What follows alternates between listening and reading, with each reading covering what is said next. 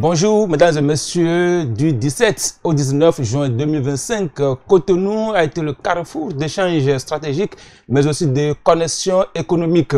La francophonie a réuni des décideurs politiques, des investisseurs venus d'un peu partout, mais aussi des entrepreneurs pour parler économie.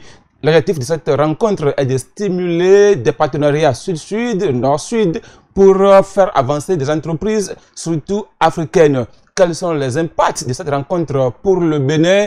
Quels sont les avantages que peuvent tirer les PME, les PMI? Nous en parlerons dans un instant. De l'autre côté, le gouvernement a pris la décision en sa session hebdomadaire du mercredi de moderniser la cité lacustre de Ganvié. Quels seront les impacts socio-économiques de cette modernisation? Avec mon invité, nous en parlerons et si le temps nous le permet, nous ferons aussi une incursion dans l'organisation du baccalauréat session de juin 2025 pour apprécier un tant soit peu les comportements de certains candidats. Modeste Dessous est mon invité, il est journaliste, spécialiste des questions internationales. Modeste, bonjour. Bonjour, monsieur le journaliste. Selon vous, que représente cette mission économique de la francophonie pour le Bénin et pour la sous-région ouest africaine? Merci pour la question. Je pense que déjà le sujet même, il est clair, c'est une mission économique. Et je pense que la francophonie a pour objectif, en créant cette mission il y a maintenant 6 ans, parce que nous sommes à la 6e édition à Cotonou, et c'est la première en Afrique de l'Ouest. Donc je pense que l'idée derrière cette mission, c'est de faire une sorte de brassage, c'est de permettre aux entreprises et commerçants des pays membres de l'organisation de la francophonie, de pouvoir travailler ensemble, signer des accords, et bien sûr les gouvernements aussi, parce que il faut aussi que ça favorise le partenariat public-privé. Donc il s'agit pour l'OIF de faire en sorte que ces entreprises des pays membres travaillent ensemble pour faire des accords commerce ensemble et tout. Donc je pense que l'impact pour le Bénin et pour la sous-région, ça va permettre aussi aux entreprises de cette région-là de pouvoir signer des contrats ensemble, de travailler ensemble et aussi de travailler avec d'autres entreprises d'autres pays comme le Vietnam par exemple. Ici. Une première édition dans la sous-région ouest africaine, mais abritée par le Bénin. Le choix du Bénin, est-ce un choix du hasard ou un choix stratégique? Est-ce que c'est un message qu'on envoie aux investisseurs? Oui, ça peut être un message du Bénin, mais pas un message forcément de l'OIF. L'OIF a des critères de sélection. Et le Bénin remplissait, parmi tant d'autres pays, les critères de sélection. Je pense que, entre autres critères, il y a la stabilité politique, il y a l'essor économique. Le Bénin aujourd'hui se présente comme un hub économique dans la sous-région et peut-être même dans toute l'Afrique.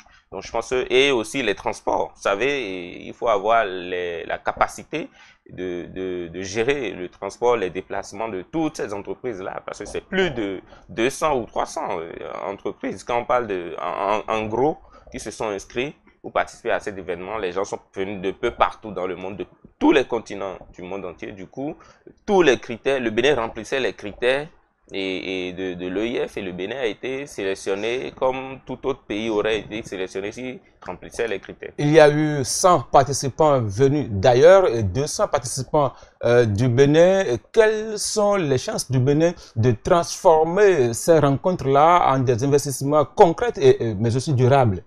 Oui, et il faut préciser que les participants dont on parle, c'est des entreprises. Ce n'est pas des personnes simples et tout. C'est des entreprises, c'est des chefs d'entreprise, c'est des personnes qui veulent d'autres opportunités. Alors, pour le Bénin, c'est clair. Si tout ce tas de chefs d'entreprise déjà, tout ce tas d'entreprises viennent participer à quelque chose au Bénin, déjà ils vont découvrir le Bénin, profiter, connaître mieux le Bénin pour ceux qui ne connaissaient pas le Bénin, la fiscalité, la probabilité d'investissement, les facilités et tout.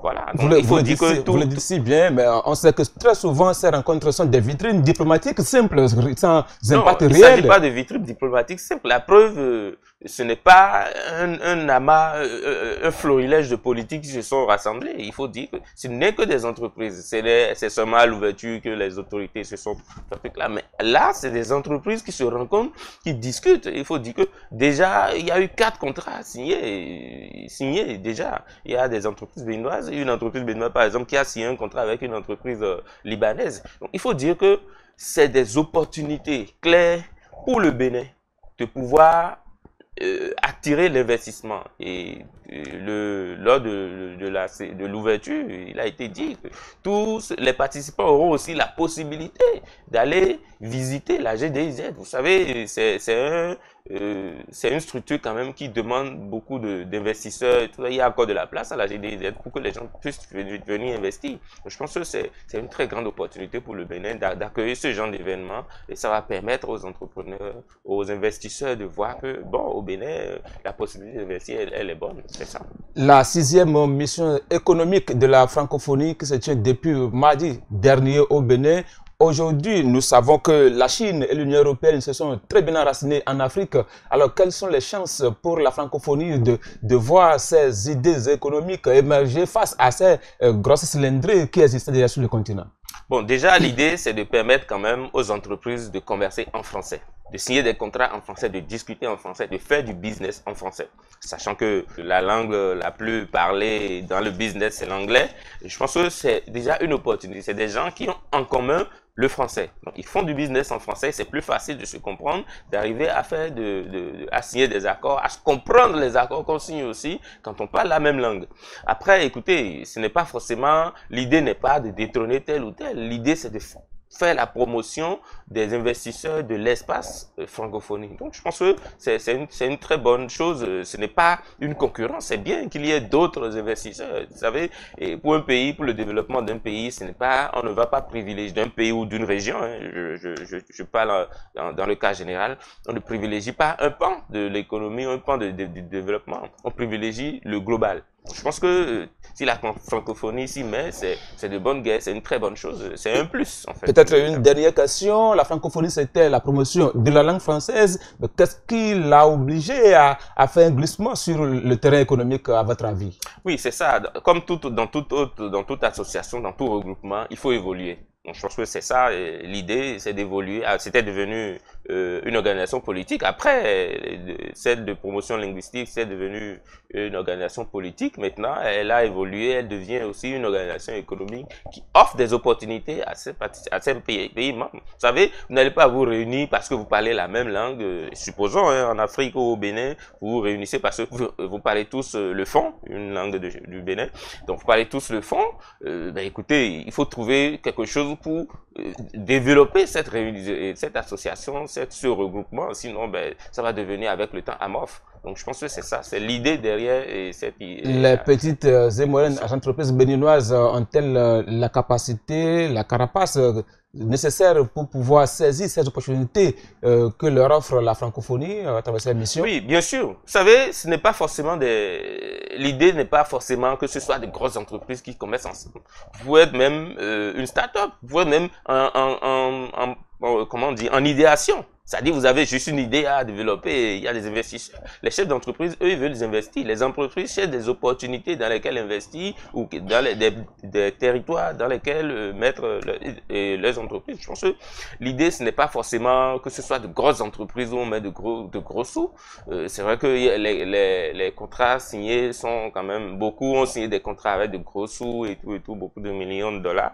Mais l'idée, c'est de faire une sorte de brassage entre entrepreneurs, entre entreprises de plusieurs pays dans l'espace francophone.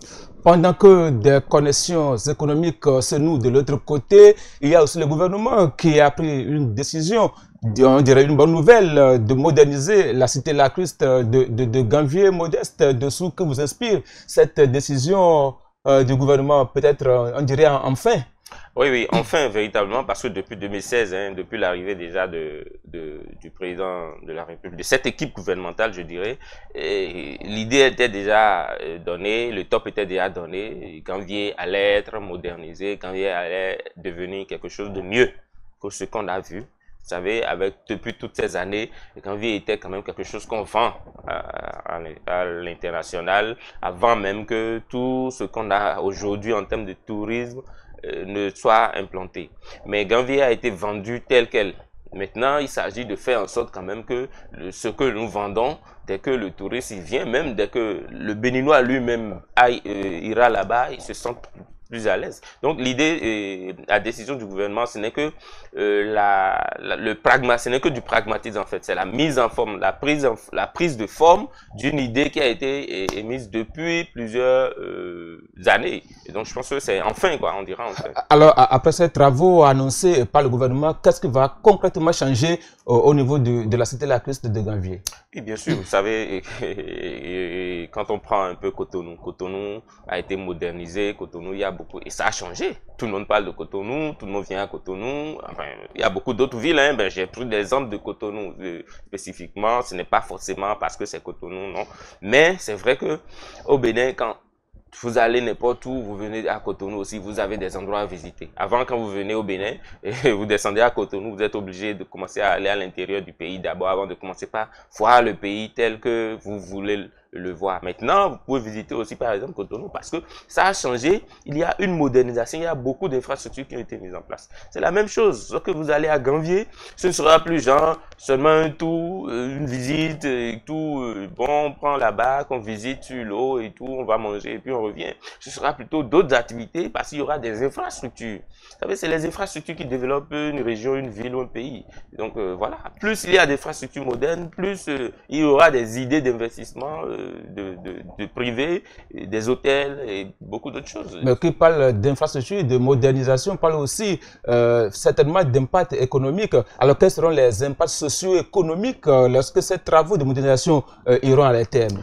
Déjà sur le plan social, je pense que le gouvernement a pris les mesures, ce n'est pas encore bien détaillé, mais je pense que les mesures seront prises quand même pour faire en sorte que les travaux ou la modernisation de Gambier n'impactent pas. Je ne suis pas un porte-parole du gouvernement, je suis en train de tenir compte comment on dit, des documents qui ont été publiés depuis 2016 hein, par rapport à la modernisation de Gambier. Donc je pense de sorte que les travaux ou tout ce qu'il y a comme modernisation n'impacte pas et l'environnement et les personnes vivantes déjà là. Au contraire, ça devrait permettre à améliorer les conditions de vie et de travail de ceux qui sont là. Vous savez, les gens de Gambier vivent principalement de la pêche. Donc les travaux, la modernisation ne devrait pas empêcher, par exemple, ces gens de mener leurs activités librement, de continuer à vivre normalement sans forcément subir cette modernisation, même si bon c'est vrai que quelque part ils ont subi parce que il y aura des infrastructures qui n'étaient pas là et tout. Bon, je pense que c'est la modernité a ses sacrifices et ses avantages. Et sur le plan économique? Oui, sur le plan économique, je pense que c'est vrai, beaucoup de choses coûteront plus cher, surtout pour les touristes. Mais je pense que l'État mettra en œuvre une politique qui permettra à tout le monde de bénéficier de ces infrastructures quand il ira, tant les étrangers qui viennent en tant que touristes, tant que les Béninois qui vont aussi en tant que touristes. Vous savez, il s'agira aussi de promouvoir le tourisme local. Les Béninois doivent visiter aussi leur propre site, leur propre merveille pour que ces sites soient développés, soient mieux connus, soient appréciés. L'embarcadère d'Abomey Calavi qui sera aussi modernisé, est-ce que ceux qui y travaillent aujourd'hui ont les armes nécessaires pour pouvoir continuer leur exercice ou bien ils vont perdre leur job au détriment d'autres personnes, sinon au profit d'autres personnes? Non, vous savez, il y a eu Bénin Taxi. Ce n'est pas pour autant que les taxis du Bénin ont arrêté. Et les gens continuent de faire taxi, les émigrants continuent de rouler et tout. Vous savez, le gouvernement met en place, par exemple, une politique publique. Après, il y a les privés. On n'est pas dans un état où tout est centralisé. Vous savez, il y a le public, il y a le privé. L'État fait ce qu'il doit faire. Les privés, s'ils ont les moyens d'investir, ce n'est pas un monopole que l'État va prendre au niveau de l'embarcadère par rapport au transport, par exemple, ou par rapport aux visites, aux guides touristiques et tout. L'État va faire ce qu'il doit faire et les privés, s'ils ont les moyens d'investir, de faire eux aussi quelque chose dans ce cas, c'est bien. Si l'État fait et modernise le privé va aussi trouver le moyen de rendre plus accessible son business. Au cas où il n'a pas les moyens nécessaires pour pouvoir concurrencer l'État, qui a de gros moyens certainement. Bon, personne ne peut concurrencer l'État de toute façon, mais l'État devrait faire dans le social. L'État devrait faire en sorte que lui soit suffisamment abordable et de sorte que l'État doit s'aligner un peu sur le caractère socio-économique de l'environnement. Et après, écoutez, l'État ne peut pas faire en sorte de faire du mal à ses propres citoyens. On trouvera forcément le mécanisme pour qu'il n'y ait pas une sorte de concurrence entre lui et les investisseurs. Gamvier, c'est un site touristique naturel. Alors, comment réussir la modernisation sans dénaturer l'âme de la cité la plus de Gamvier, Modeste? Déjà, il y a le gouvernement a évoqué, même lors du Conseil des ministres du mercredi dernier, qu'il y aura des constructions de logements qui doivent s'intégrer dans l'habitat naturel de Gamvier. Donc, l'idée, c'est de ne pas dénaturer Gamvier, mais c'est de faire en sorte que les structures soient de plus en plus modernes, plus sécurisées et plus confortables. Vous savez, les habitants de Gamvier vivent et construisent leurs maisons sur pilotis, mais c'est en matériaux précaires. Et il faut à chaque fois renforcer, par exemple, les piliers et tout. L'État décide de faire la même chose, mais avec du matériel, des matériaux suffisamment résistants, solides, qui offrent la sécurité. Après, ça devrait respecter des conditions environnementales solides. Vous savez, il doit y avoir une étude d'impact environnemental avant. Bon, enfin, forcément, quoi, dans toute entreprise du genre, il y a une étude d'impact environnemental. Donc, je pense que ça devrait être fait. Et tout ça a été déjà vu par les experts qui s'y connaissent mieux que nous pour faire le travail. En attendant que Gamvier ne soit modernisé, actualité oblige, nous allons parler du baccalauréat, session de juin qui s'est déroulée du lundi au mercredi. Alors, Modeste, quel est votre avis global sur l'organisation du baccalauréat au Bénin? Bon, je pense que cette fois-ci, l'organisation a été suffisamment bonne, enfin, comme d'habitude. Aujourd'hui, on n'a pas parlé trop du baccalauréat dans les médias, à part le lancement et la fin. Donc, ça veut dire qu'il n'y a pas eu d'incident majeur qui ait vraiment suscité une grosse attention, à part peut-être quelques petites... Il n'y a pas eu d'incident majeur, dites-vous, mais au lycée Mathieu Bouquet à Paracourt, il y a eu un candidat qui a fait usage de son téléphone, qui a consulté l'intelligence artificielle pour pouvoir répondre aux épreuves. Le candidat qui a été finalement exclu du centre. Alors, qu'est-ce qui peut amener des candidats à rentrer dans les salles de classe avec leur téléphone portable? Oui, vous savez, il y a quelqu'un qui a dit « les cons, ça ose tout ». Donc voilà quoi, ça résume un peu ce que ma réponse en fait. Vous savez, déjà, vous pensez qu'il est quand même assez audacieux. J'ai dit les cons quoi, il faut être con pour faire ça. Il n'a qu'à étudier tranquillement. S'il n'est pas prêt, il laisse, il revient une prochaine fois. Ou carrément il laisse l'école. Il y a beaucoup d'autres formes, d'autres façons d'étudier. Il ne peut pas faire forcément le général. Il n'a qu'à aller dans un enseignement technique et tout. Voilà. Mais il faut dire que cet incident quand même révèle quelque chose d'assez exceptionnel, d'assez important. Il faut que à l'examen, les examinateurs, les surveillants ou les autorités prennent les dispositions quand même pour éviter que l'élève ou l'apprenant ait quand même le téléphone avec lui. Comment se fait-il que lors d'un examen, lui, il a pu avoir son téléphone avec lui? C'est grave. Je ne pense pas que le téléphone soit autorisé déjà à l'école comme ça. Le téléphone n'était pas autorisé. Mais lors d'un examen d'une si grande importance, parce que le bac béninois est quand même un bac que beaucoup de gens respectent. Mais si il va y avoir cela, s'il n'avait pas été arrêté, il serait peut-être premier de sa région. Parce que répondre avec l'IA, ben voilà quoi, il n'y a pas forcément... Mais visiblement, c'est un phénomène qui est en vogue parce qu'au Burkina Faso, lors des examens, cette année aussi, il y a eu un vaste réseau qui a été arrêté. Les gens utilisent leur téléphone portable pour envoyer des réponses aux gens. Visiblement, le Bénin aussi est en train de copier de ses habitudes dans la sous-région. Non, je pense que c'est plutôt l'individu qui a copié cette sale habitude. Peut-être qu'il y a d'autres qui l'ont fait. Peut-être qu'il y a d'autres qui l'ont fait. Vous savez, on a arrêté une seule personne, mais peut-être qu'il y a d'autres qui l'ont fait, qui l'ont osé, qui l'ont fait, ça a réussi, et qui vont sortir avec de bons résultats et tout. Mais il faut que les autorités, parce que là maintenant, c'est la faute aux autorités qui n'ont pas été suffisamment vigilants pour interdire, pour fouiller ou pour éviter que les apprenants Mais viennent quand on interdit, le téléphone, quelqu'un qui s'est préparé, mais son téléphone quelque part, personne ne peut le détecter. Mais qu'est-ce que l'autorité peut faire pour empêcher quelqu'un qui a pris toutes ces dispositions en amont? Renforcer les mesures. Vous savez, quand il y a une attaque dans le nord, les autorités renforcent la sécurité, trouvent les moyens, changent de stratégie. Je crois que ça doit être la même chose, changer de stratégie, renforcer les mesures et augmenter peut-être le nombre de surveillants. Il faut que ça cesse parce que le bac, c'est très important. Beaucoup vont quitter le Bénin pour aller peut-être dans d'autres pays pour étudier. Le bac béninois doit rester un bac fort, un bac important, un bac bien solide. Le bac béninois doit rester un bac important, un bac fort, un bac solide. D'ici, Modeste Dessous, notre invité de ce matin. Mesdames et messieurs, merci de nous avoir suivis et à la prochaine pour notre nouveau numéro de décryptage.